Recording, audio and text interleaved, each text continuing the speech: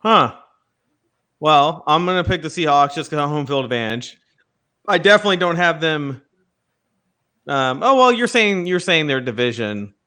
Yeah, just the I'm saying division. I'm conference. not I'm saying thinking it all. conference title over here, but No. yeah, I mean, I can see that. I think the Niners are kind of peaking right now. Let's see how they Sure. wind into the winter months, and we'll go from there. But being down here in Texas, winter months, what does that even mean? Yeah, I know. Down there in Texas, winter months is like what, 2 weeks in January? Yeah, and it comes right when we have our palm trees with Christmas lights on them. Yeah. So, okay, you're going to go with Seattle. I'm going to go Seattle. Yeah, I'm going to go Seattle. I'm going to go Seattle. I'm going to go Seattle by 7. I think they win by a touchdown. I don't think it's like a romping or anything. Like I said, there was a lot of, Sean McVay coming out and taking basically all the hit for the last game. I didn't think he needed to do that. I think that's a young coach mistake. I think that I think he knows what he's doing. I think every time the Rams have a loss, we're going to go into the spin of, young coaches. That was a fluke season. He was so good and all that stuff. I swear people are so ready to point fingers and tear things down after a one loss or a one bad game or a Tom Brady threw 3 interceptions, so his career's over, type of moments. Crazy. Yeah, I do think there's that overreaction to one loss or one win that, you know what? Like, you remember a few years ago, the Patriots losing on the opening game of the season to the Chiefs and basically dismantled, and a lot of people were just like, oh, man, you know what? This is the end. The Patriot dynasty is dead. And lo and behold, they've won 2 Super Bowls. You talking about the one of the Chiefs? Yeah. The blowout where they got beat up for like 41? Yeah. And then somehow, it helps when you play in a cupcake division where you get 6 W's just handed to you just for showing up. Well, I don't know about you, but I love cupcakes. Well, who doesn't? I hate cupcakes. Speaking of cupcakes, the Patriots have another cupcake this weekend in the Washington Redskins. And I do believe I checked the line at the beginning of the week. The Patriots were minus infinity. And I'm thinking that's good. Yeah, I think that's a good line. I still think I'll take the Patriots and I'll lay the points. Yeah, I'm going to go Pats. I think putting Haskins in, he was obviously unready to play NFL football. He looked it. And then on top of it, I think Jay Gruden is fired not this week, but the following week. And I think the reason they hold on to him this week is, A, you don't want to put an interim or a new head coach going into a Patriots game. If you're going to let a coach take that hit and get slaughtered, let it be Jay Gruden, then get him out. That's my prediction. I think Jay Gruden is fired on Monday of the following week. Okay. I think you could be on to something there. I think Jay Gruden, it's just a matter of when, not if. Yeah. So there's a lot of speculation. He's purposely trying to get fired. And I'm sitting there going, well, losing will do that to you. I don't know how else you want to get fired. I don't know if you're going to go punch the owner, eat his cupcakes out of the fridge for his lunch, like whatever you want to do. But I think Jay Gruden's gone by next week. Yeah, I agree. Jay Gruden definitely gone by the end of the week. Bills Titans. Bills at the Titans. Titans got a big win in Atlanta, and the Bills had a tough loss at home against New England. I look for a bounce back here from Buffalo. I just don't believe in Tennessee. Not that I believe necessarily that much in Buffalo, but I don't. I mean, when you say Buffalo, I just think of 4 Super Bowls. And then I think of 4 non-Super Bowls. The 4 falls of Buffalo. Yeah. But I'll give Buffalo this. Their defense is stout. Yeah. Those boys can play football. I also think that if they ever get an offense, and they can hold that defense together, they could be a competitive team. Yeah, I will say if they ever get that offense to catch up to the defense, I think that's asking a lot, though, of the Buffalo Bills. Yeah. To have both sides of the ball covered, that's crazy. All right. Okay, next up, a very compelling matchup.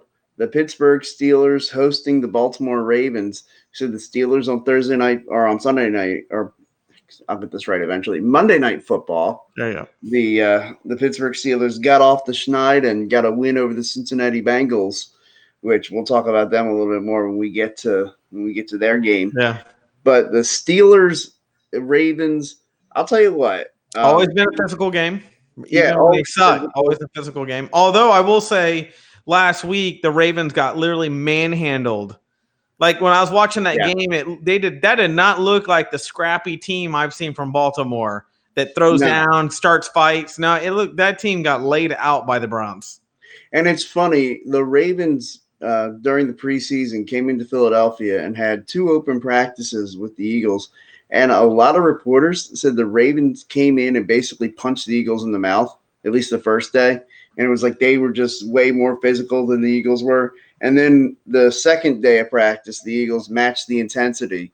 I don't know if maybe the Ravens just haven't known. I feel like when you respond to their physicality and they don't know how to. They're kind of like that bully who once he gets punched in the mouth, they don't know what to do. Yeah, he has a plan until the first punch. Yeah, and the Steelers are a team that they're a desperate football team.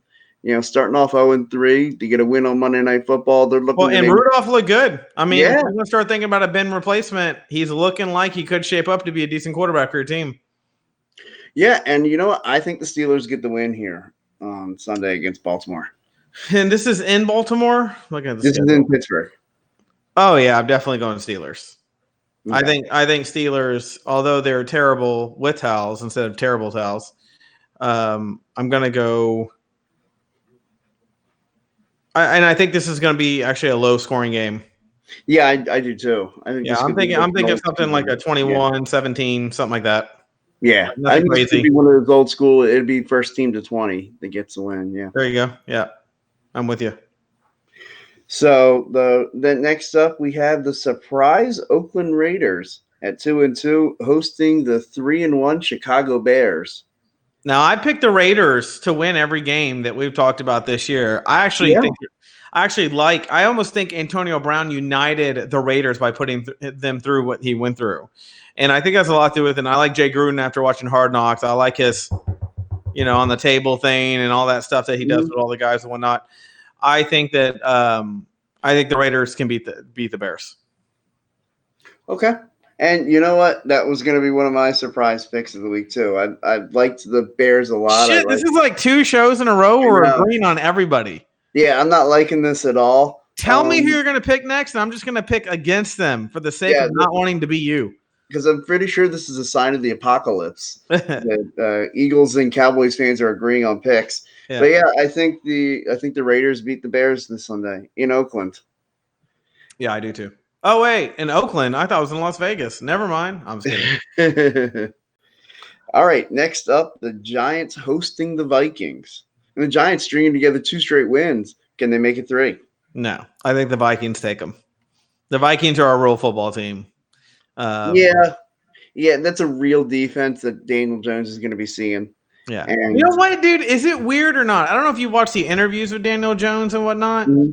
But he literally is like a younger Eli Manning. It's really I was going to say that. Like, he looks like Eli Manning. He looks like he could be Eli Manning's illegitimate son. Dude, it's when he talks, it's right. Like he's shy to give interviews. Like he had in his haircut, I'm like, oh my God. All they did was find a bigger, stronger, faster version of Eli Manning. That's pretty much all they did. It's like that new Will Smith movie. Where, the copy. We get the great, better version or whatever it's called. Yeah, I almost feel like the Giants love Eli so much they couldn't let him go, so they went and found someone that was basically Eli 2.0. And that's really what they did. So yeah.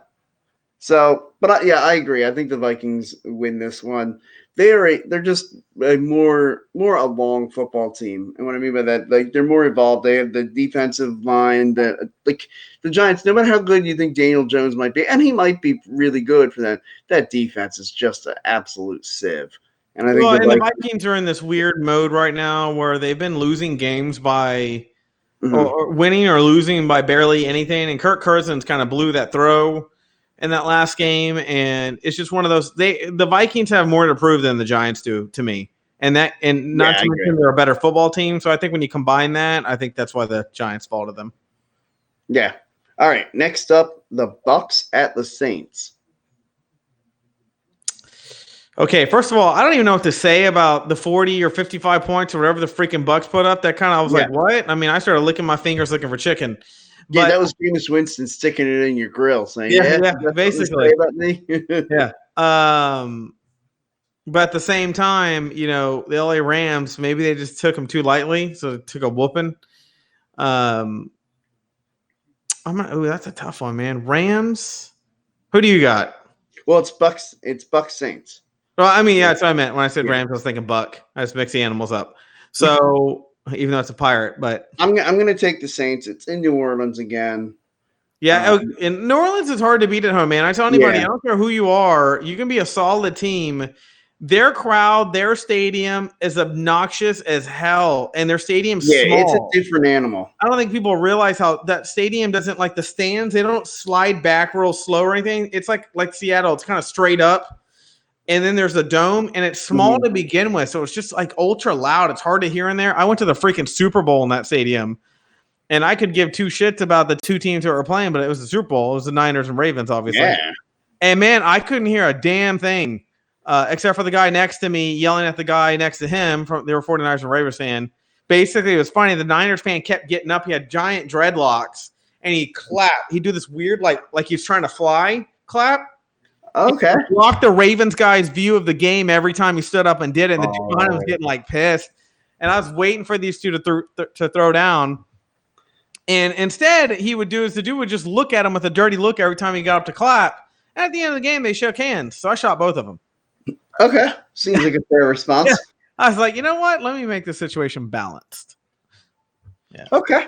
You know what? I kind of dig it. All right. Well, I also picked the Saints in that one. Yeah. And I don't think they win by 2. I think the Saints win by like 14. I think it's like a good put up. All right, next up, the Texans host the Falcons. Ooh, that one's tough. There's something about the Texans right now that doesn't look like it's working right, which one game before this one, week 2, I thought the Texans were looking on the upside, sliding up. And now I just got to say something about them's regressing, and the only thing I can come back to is that offensive line is just making Watson not comfortable enough standing in the pocket and taking his time to find his right receiver. I think he's having to fire too quick. He's taking too many hits. I'm going to have to go with the Falcons. Yeah, let me tell you, and this game's in Houston. Now, I know Atlanta has a reputation for just being able to really play in Atlanta. I think this is one of those times. Yeah, well, I mean, Matt Ryan, I feel like this is one of his spots where he knows he's got to get the job done. They're a 1-3 team. Their back's kind of against the wall. I feel like they're the more desperate team, and so I think they're going to come out and get the win. Yeah, I'm with you. Next up, the Arizona Cardinals at the Cincinnati Bengals, a couple winless teams, and I would have zero interest in this game, and we would probably just quickly go over this if not for two things. One, and we'll touch on this real quick. The Bill Bidwell, the owner of the Arizona Cardinals, passed away, I believe, yesterday. And so, obviously, we know the Arizona Cardinals fans are all listening in on the show. They're all watching. So, thoughts and prayers with you guys. Sorry for the loss. He did a lot for the Arizona community and the Cardinals in general. And good owner. I mean, you never heard any drama about them. You never heard players complain about that owner. The Arizona Cardinals were one of those teams. Yeah, they didn't always put up big wins or weren't appearing in championships and Super Bowls, but their team was always fundamentally run at an organizational level. Yeah, you always knew you were going to get a classy effort from them. That they were always trying to move that team in the right direction. Unfortunately, like you said, it didn't really always piece together very well, and they went through some lean times. But just, I don't think that was for because it was a poorly run organization. Now the Bengals. Now that's a poorly run organization. So we have Mike Morosky, a politician in Cincinnati, basically said, "Go Bengals! Seriously, just go." Oh, but please pay all of your property taxes before you leave, for the kids and all the other services you shortchange to Field and losing or I think he messed up. Changed to filled a lose. Oh, okay. You shortchanged to filled a losing team built on a man's greed. Oof. Like Wow, that sounds shots very fired. that sounds personal. Yeah, that escalated quickly. Someone didn't like somebody. Yeah, That was Mike next, Frosty Twitter the feed. next tweet had to have been your mom. That had to be some kind of there's some kind of current negotiation going on about the lease of the stadium and all that kind of thing. And they got into it, and he knows something we don't, and that's why he's willing to be like, just get out of here. Yeah, and it's funny. I mean, I don't know if that's a real possibility in a few years because I believe the lease runs through 2026. And so that's when. Oh, well, that's a long time. I thought their lease so was up in 2 years. a lot can go on between now and then. Yeah. But well, hey, they're trying to start. We got room in Texas for the San Antonio Bengals if they want to come. San Antonio has been shopping for an NFL team for a while. And don't be surprised if they do make a push for the Bengals. Yeah, they'd have to change their colors probably, but other than that, they'd probably be all right. Oh, yeah. That wouldn't be a problem. They'd have to probably go navy blue and silver, put some stars on their helmet. We'd probably consider them a practice squad for the Cowboys, and then we'd go from there. You know, what's funny is even if they came here, I got this weird feeling they'd be in some division. Doesn't make sense. Probably stay in the AFC North, even though they exactly. But hey, if they expand the league with like 2 more teams and move it to an 18-game schedule, could work out. Hey, they can figure something out. But yeah, so that I guess we didn't really talk much about the game. I'm saying because of the emotional factor of the loss of Bill Bidwell, I think Arizona gets the win. Yeah, I'm going to go an emotional win for Arizona. All right, next up, the 96 expansion Super Bowl, the Jaguars at the Panthers. Yeah, 1995, these two teams played each other. Right. Or no, they didn't play each other. They both played in their respective conference title games. Yeah. And I was like, I always said it would have been so crazy. 1995 is my favorite year of my whole life. But I did think it would have been so crazy had these two teams reached each other in the Super Bowl. 2 expansion teams come in the league and they play each other and take it from everybody else. So I just would have cracked up. It's funny. I think I was the only person in America outside of New England and Green Bay that was not rooting for that. And my reasoning was I didn't like the idea of these 2 upstart teams with their fan bases never having paid a due in their freaking lives. Yeah. Oh, yeah, we get a brand new team, and oh, look, we're in the Super Bowl. Hey, we got some big shiny trophy. We don't have to do with this. Just put it in the back room with all the other boxes. Like they would even honor it. It's funny because the Jaguars were always kind of. I always liked Mark Brunell and Taylor at running back, and I was always a big fan of theirs. So when they kept getting close, and then they had this one season, there was 13-3, and all 3 losses are to the freaking Titans. You lost to them 3 times in a row. Including the AFC Championship game. That was rough. Yeah. And then it's okay. The Titans got paid back with their 1 yard short. So I'm sure the Jags were laughing. So anyways.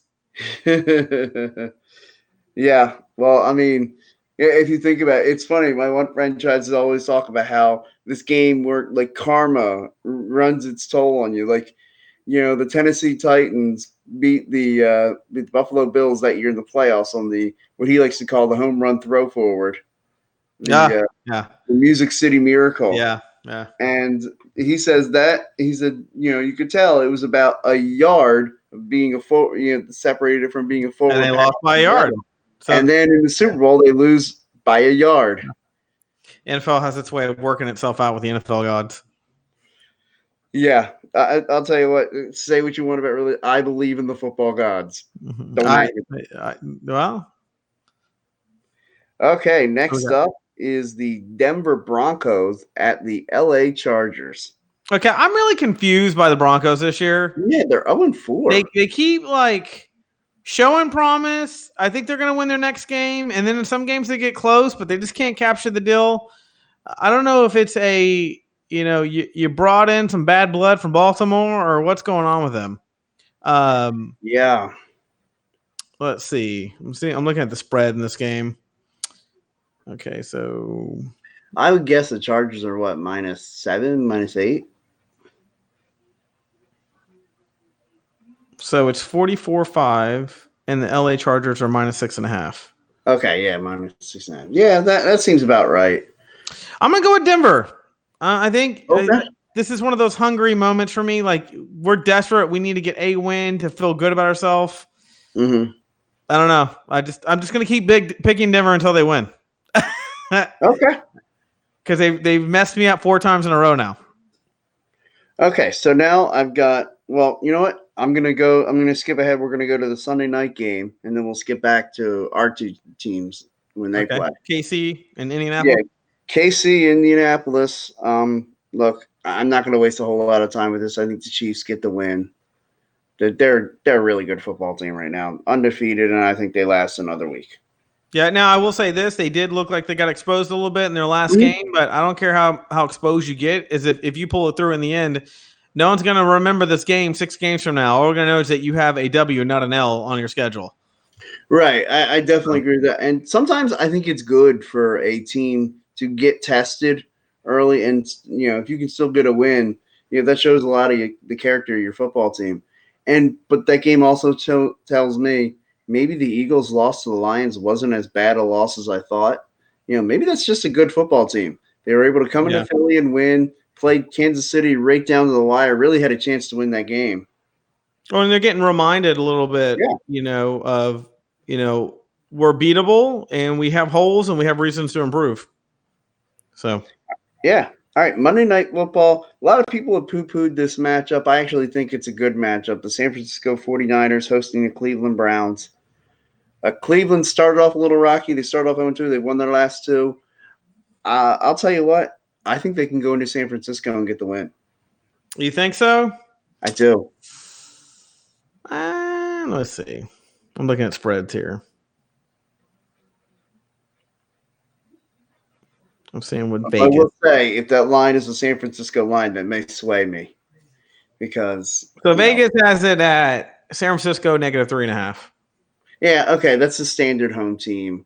They're basically saying it's a neutral field pick 'em. Yeah. I don't know, man. This one's tough because I think both teams have this promise going on right now. Right. I'm gonna go San Fran.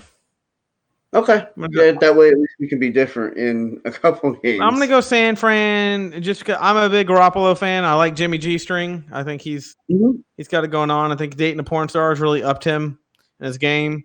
So yeah, I'm gonna go with San Francisco. You know what? If San Francisco beats the Browns, I think the Browns are gonna have to just start thinking about, we're not that much better than we were last year. Yeah. And again, I think we touched on it in just about every episode. I think it all comes back to the coaching. We don't buy into Kitchens. Yeah, I just don't. I think Kitchens is a good coach. He reminds me of your typical lineman coach or something. But I don't see this guy as the type of guy. I don't know. And I'm a demeanor guy, and maybe it's his demeanor a little bit. I just feel like he's kind of got a little bit of a sloppy look to him. And so when I see a bunch of penalties on the field, I'm like, oh, you're a sloppy guy. You don't look like you take much time. So your team obviously isn't well perfected and whatnot. But anyways. Right. So who the Eagles got? So the Jets, right? Play the New York Jets. And I don't want to spend too much time on it because I believe this should be a thrashing. Yeah, I think the team wearing green dominates this game. And thankfully, I believe the Eagles will be wearing the home green. So yeah. I think I'm going to go Philly by 14. Yeah, I'd say at least 14, if not maybe a little more. I'm hoping it's one of those games where, we're just kind of partying in the second half, and the old man and I head out to the post-game tailgate by the start of the fourth quarter. Yeah, Wentz, and I was telling someone we were watching the game last week with the Eagles, and which I really believe was a statement win, that game. Yeah, well, here's the deal. And I was wanting to say last week after, the Falcons lost and everything, or the week before with the Eagles losing to the Falcons and whatnot, I said, whoever discounts them now is an idiot. Because the Eagles are a team that they learn as they go a little bit. They'll start putting together. They'll get sharper and sharper as the season goes on. By the end of the game, they went from being a knife to a sword. And they are a second half team that's very clear at this point. This year, the second Yeah. half, they just turn on the freaking motor. So whatever you've done to them in the first half, if you're ahead by 14 or whatever, you better hold on tight because second half they come roaring out for some reason. And what would be scary is if the Eagles start playing like that from first half, in the first half and the second half. They come out like that. Yeah, they're championship favorites to me. And that's why a lot of people had them picked to win the NFC for sure this year. But people are now a little skeptical of, you're going to probably get there, but we don't know if you're going to win it now because you don't seem to warm up until quarter 3. So, well, the good news is the NFC title game will start at 6:00. On that, so we'll be plenty warmed up. Yeah. So Cowboys, Green Bay at the Cowboys, I guess I should say. Yeah, Green Bay at Dallas. Yeah, I'm going to go Cowboys by a field goal.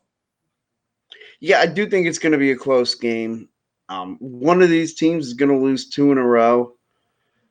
I'll tell you what. Look, Dallas, let me talk about the game last week. A lot of people are like, see, I told you so. They lost by 2 points. I'm so sick of the way people are talking about this like they took an ass whooping.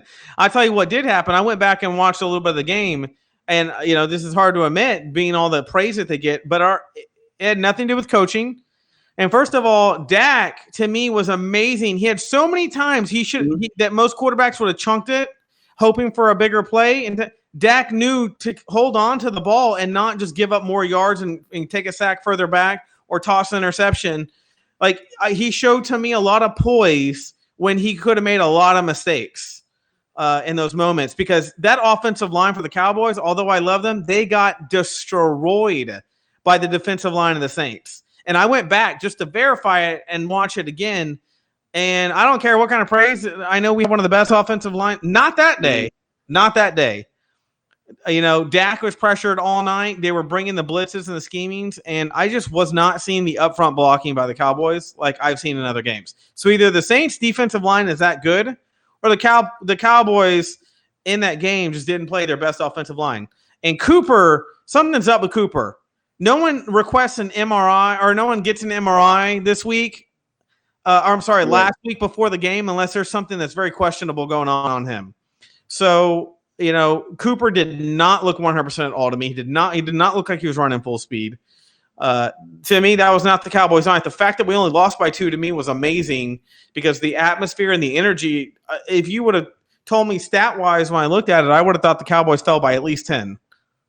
Right, yeah, and they only lose by 2. Had chances to win that game. Yeah, and that's on the Cowboys. They did. They had chances. They had the ball last. They got to the 50, the 40. If they would have had some more time and managed a couple of timeouts better, they probably could have done 10 or 50 yards and found out if they could have won by 1. But didn't work that way. It beat the Cowboys on field goals. Yeah, it's fine.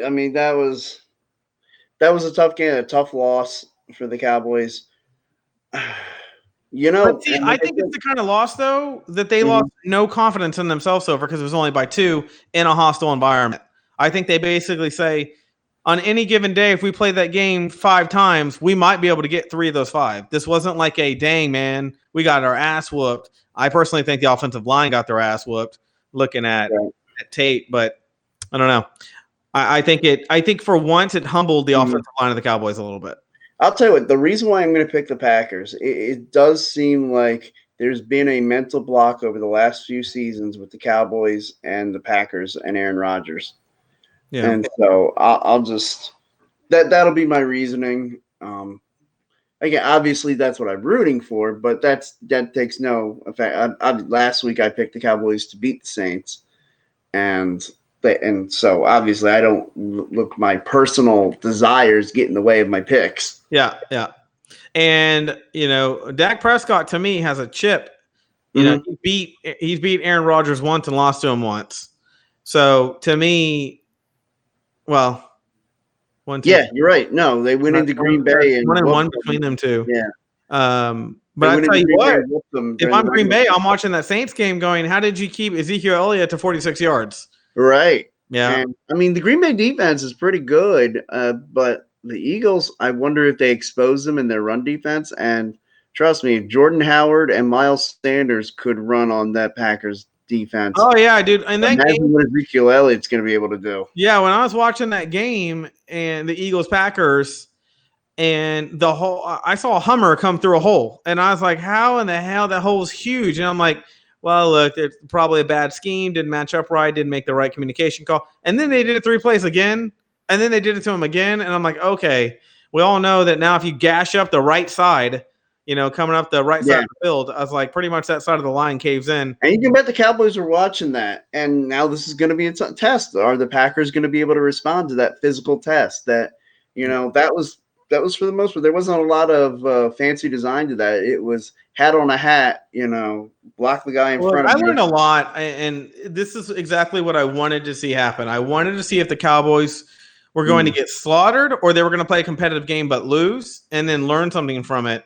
And I think what they learned is they're a really good football team. They can hang in a hostile environment. However, if Ezekiel Elliott doesn't max over 100 yards, their field position is going to be behind the 50-yard line probably. And if Amari Cooper isn't 100%, Dak is not going to make mistakes, but he's not going to be able to get rid of the ball either. Yeah, that's Witten fumbling in the middle of the field was uncharacteristic. Yeah, and I was kind of like, man, this is after watching the game, like I said, I predicted us to lose, so I wasn't like shocked or anything there. Right. But the way we lost, our offensive line getting beat up, Jason Witten fumbling, and Ezekiel Elliott being under 50, I wouldn't have been able to predict 2 out of those 3. Right. So that was new for me. But anyways, so I'm gonna go Cowboys by 3. All right, I'll go Packers by 3. I do think it's going to be a 3-point game. It's going to be tight. It's going to be the best game of the day. Yeah. So hopefully everybody gets a chance to sit down and watch that one. Yeah. Well, I think if if we lose and somehow the Jets beat the Eagles, when we come back, I'll put like some kind of GIF or something on the screen that just lets tears flow, like on the side of the screen or something. Both of our faces, we could stand here talking, but both of our faces should be that crying Jordan face. Yeah. Now let's talk. Let's talk about this. If the Cowboys lose and the Eagles win, there's a gap closing right there. Right? Yeah, those will be at 3-2. Right. And what are the next games on those two people's schedules? What do we got here? Well, the Eagles play the Vikings. And I can look. I'm looking right here. The Eagles play the Vikings? Yes. Oh, guess what? We play the Jets. So we're basically swapping a cupcake game for a competitive game. So the gap could return right back to what it was the next week. And then you know what happens after that. The Giants? Eagles Cowboys on Sunday Night Football. Is it? Yes. Yeah, sure. Oh, there it is. Yeah. 10-20. Ooh. We're one game away from basically. We're one game away from being one game away. Yeah, we're one game away from having different picks in our show. Yep. Yeah. Well, we'll see. I mean, I'm a realist. I mean, if I think we're going to get whooped or I think we're going to whoop you, I'll go one way or the other. Put it this way. I think Green Bay is going to be a fantastic test. I don't think the Saints were a real test to me. I think the Saints were anytime to me you go into New Orleans, you got about a 50% chance to lose. That's just the way I look at New Orleans. I feel like the Saints definitely played that whole with the backup quarterback mentality, with Drew Brees being out, like everybody kind of raises their game. I feel like that's kind of what happened on that defense. They all kind of raised their game, knowing, hey, we don't have Drew Brees to bail us out today. Yeah. So they really stepped it up and, they kept Ezekiel Elliott under wraps. Yeah, and Drew Brees got to sit there, man, why can't you guys take that approach when I'm out there and make it to where I only have to score 12 points? You score 12 points in one possession. That's not even possible, but I can do that. Nice. All right. Well, that's our picks. All right. Yeah, everybody comment below. Let us know. You agree, you disagree, you think we're a bunch of idiots. Let us know. Speak for yourself. I'm a life coach. I don't make mistakes. That's right. We don't make mistakes. And the link to my channel is Life Coach Landry, and it's on YouTube.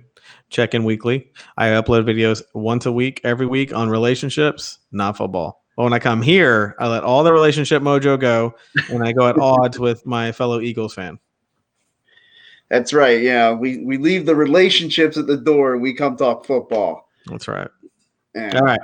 But now, if you guys enjoy hearing people talk about football, especially, couple morons, check out the Football Smack Talk show Mondays at 8:30. It's going to be, we always thought we'd go in depth with our Eagles coverage, but I have to rein him in and make him talk about the rest of the league. But Ryan likes to go on just his Eagles tangents. Yeah. You know, And for those who don't know who Ryan is, you can look behind Eric's right shoulder, and there's a big face on the wall. And he's on the Philly Smack Show with Eric, which airs on Facebook.